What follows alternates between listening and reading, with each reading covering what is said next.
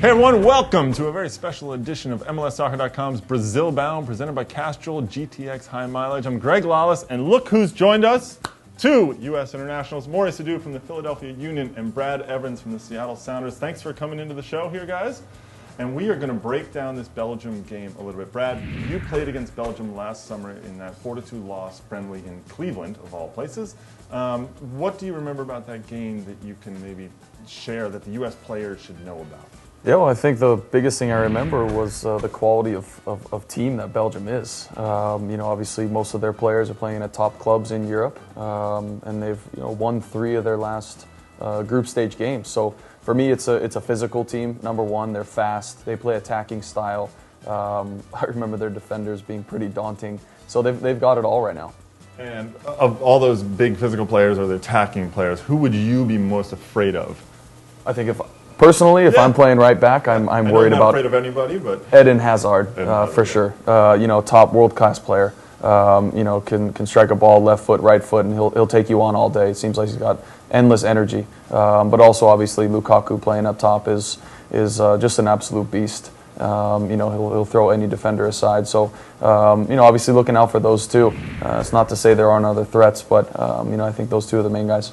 Well, they may have a couple of injuries going into this game. Now, Mo, you played in a round of 16 game in South Africa with the U.S. against Ghana. An unfortunate loss. We all remember it. We try to forget it. Yeah. I'm sure you try to forget it. But thinking about that game and approaching a round of 16 match, how does the mentality change now that you're into this sort of knockout round?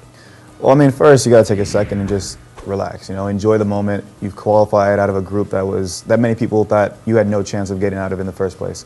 So when that's all done, you have a chance to relax, you see your family a little bit, get some downtime, get your legs back, and just recover. And then your focus turns to that game. You realize it's an important game. And at that stage, now it's, soccer's not played on paper. So regardless of who your opponent is, you have to go out there and you have to compete. And that's the case now. Of course, like Brad said, Belgium's the top side, great players. They've shown well so far in this World Cup in their group. But again, it's not played on paper. You have to go out there and actually compete on the day. And, soccer's a 90-minute game. Whether the goal comes in the first minute, whether it comes in the 90th minute, even if it goes to penalty kicks, it's all about just having that team spirit and being able to fight for the guy next to you and get the job done. And I'm confident in this team that they can go out there and do it. We've seen, I've heard some things talked about, and people put this well, which is that the Belgian team is a team of very good individuals, because they haven't really looked that great in this World Cup. But the U.S. team has shown sort of, as you said, a team spirit. Is there anything to that, and is that enough? Does the U.S., because, I think man for man, Belgium's probably a more talented and skillful team than the U.S. Yeah, and again, like I was saying there, it's easy to, if you were to go like man for man, maybe you're right.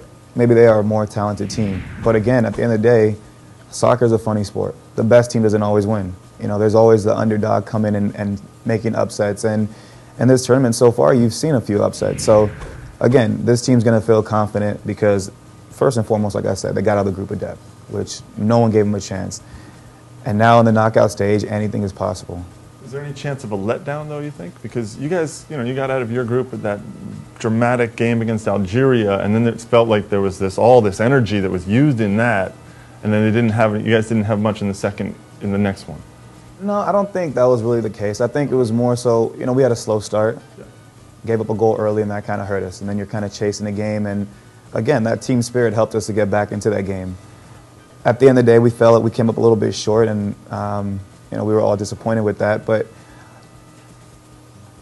now the chance to kind of, change that.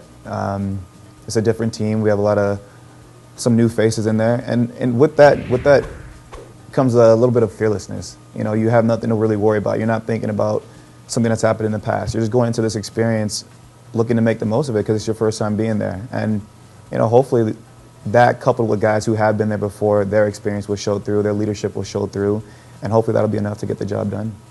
And aside from the players, obviously Lukaku, Hazard, that kind of thing, is there anything else you can take from that friendly? Is it good that they had that friendly in Cleveland? Yeah, I think so. I think obviously set pieces will play a big part in this game, especially for the U.S. And, to go back to an earlier point, I think, maybe they do have better players on the field individually, but that only gives me more confidence in the guy playing next to me that, all right, well, we've got to step up our game then.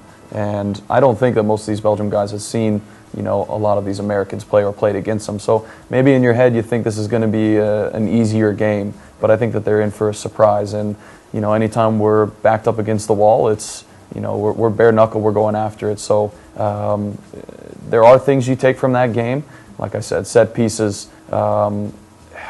they're just so fast and they're attacking, and they really tore.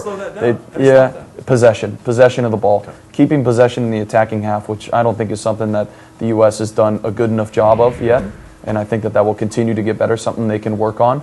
Anytime you keep possession in the attacking half, you know, you wear down the other team's defense. Right. And if you can get them out of sorts, I think that our attacking guys can turn some heads. Yeah, well, they've got some injuries, and particularly injuries in the back, so I agree with you, and I think that maybe it's a little bit of a question of, is Clint Dempsey alone up top all there? You play with Clint. Do you feel like he's being abandoned or stranded up there too much? I think right now that's the best option, is having Clint up there. Especially, I don't think Josie will play. You know, I've done my hamstring enough times to know that, you know, 12 days out is not enough time. Right. To make a difference in a World Cup. No chance. So Clint is our best option up there, and he's the captain, and he's Captain America right now, and he's going to take on 3-4 guys at a time if he has to. If he takes another elbow to the nose, he's going to sacrifice himself. So look for a big game from him. All right, well, we'll find out.